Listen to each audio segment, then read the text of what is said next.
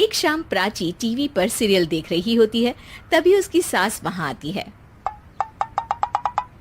अरे सीरियल में तो ऐसे मग्न है जैसे आज रात का खाना पड़ोसी आकर बनाएंगे। मुझे पता ही नहीं था आपने अपने बेटे की शादी पड़ोस में भी की हुई है। हैं? मतलब? मतलब इस घर में सारा काम बहू ही करती है, आप तो सिर्फ खर्राटे मारती हैं।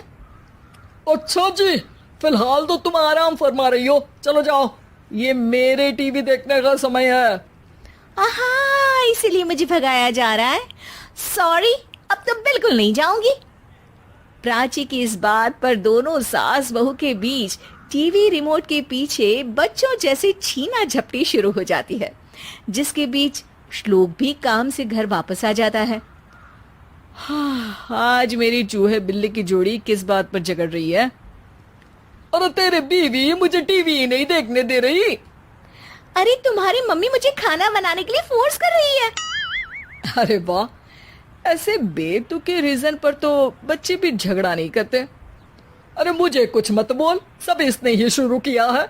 हाँ हाँ, जैसे आप तो बहुत दूध की धूली है ना। अरे बस, दोनों चुप। प्राची जाओ, खाने की तैयारी करो। और माँ तुम छोड़ो, तुम्हें क्या बोलूं, शांति से अपना सीरियल देखो, मुझे दोबारा लड़ने की आवाज सुनाई नहीं देनी चाहिए। ऐसा बोलकर श्लोक वहां से चला जाता है, जिसके पीछे पीछे प्राची भी कुछ न कुछ बड़बड़ाते हुए रसोई में चली जाती है। हाँ हाँ, सासू जी को तो कुछ बोलेंगे ही नहीं, बस मुझ पर ही हुक्म चलता है, खाना बनाओ, जैसे मैं इनके घर में खाना बनाने के लिए आई हूँ। इसी तरह शाम बीतती है और रात को श्लोक और प्राची की सास खाना खाकर सोने चले जाते हैं, लेकिन प्राची गुस्से में कुछ खाए बिना काम में ही लगी रहती है। इस घर में किसी को घंटा फिक्र नहीं पड़ता, मैं खाऊं या भूखी रहूं।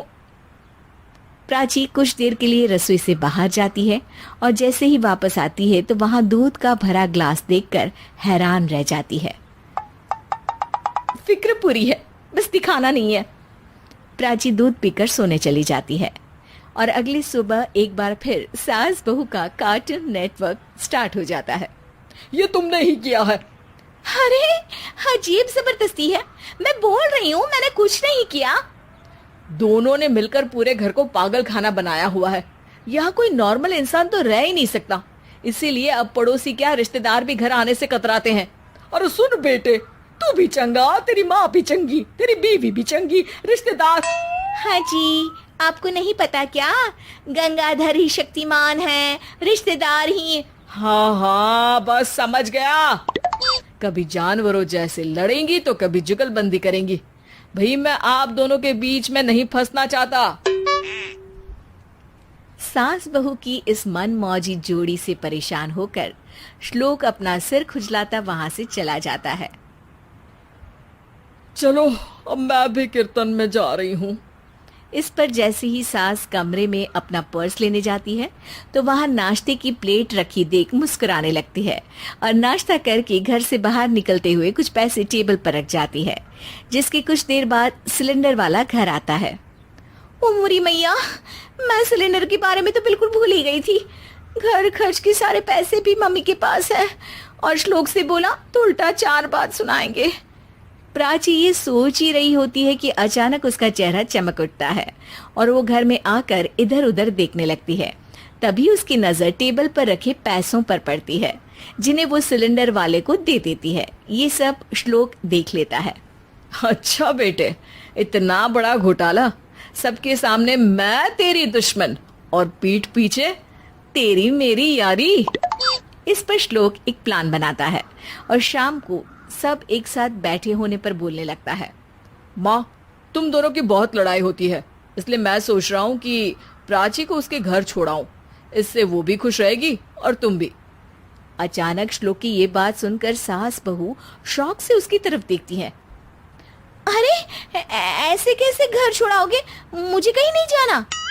अरे तुमने बोला नहीं पर मैंने सुन लिया, तुम्हें मम्मी के साथ रहना अच्छा नहीं लगता, मुझे पता है। अरे वो, अरे जब बहू खुद कुछ काम बोले तो वो तुझे सुनता नहीं, और अब जो इसने बोला ही नहीं वो तू समझ गया। जब उसे नहीं जाना तो फिर जबरदस्ती क्यों कर रहा है? अच्छा, फिर आपको मौसी के घर छोड़ाता हूँ, बस अब आप दोनों एक घर में एक छत के नीचे नहीं रह सकती। मैं इस टॉम एंड जेरी की जोड़ी को और नहीं झेल सकता। है? ऐसे कैसे नहीं रह सकते? तुम्हें इतनी दिक्कत है तो तुम्हारा बोरिया बिस्तर पैक कर देती हूँ, लेकिन मम्मी जी कहीं नहीं जाएंगी। बिल्कुल यही सुनना था मुझे।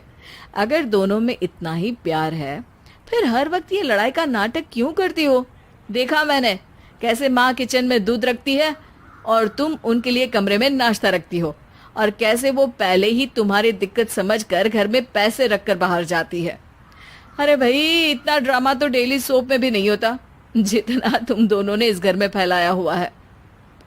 तू हमें टॉम एंड जेरी बोलता है ना, तो याद कर वो दोनों भी एक दूसरे को बाहर वालों की बुरी नजर से बचाने के लिए हमेशा सबके सामने लड़ते थे, लेकिन अकेले में दिक्कत के समय मदद भी तो करते थे।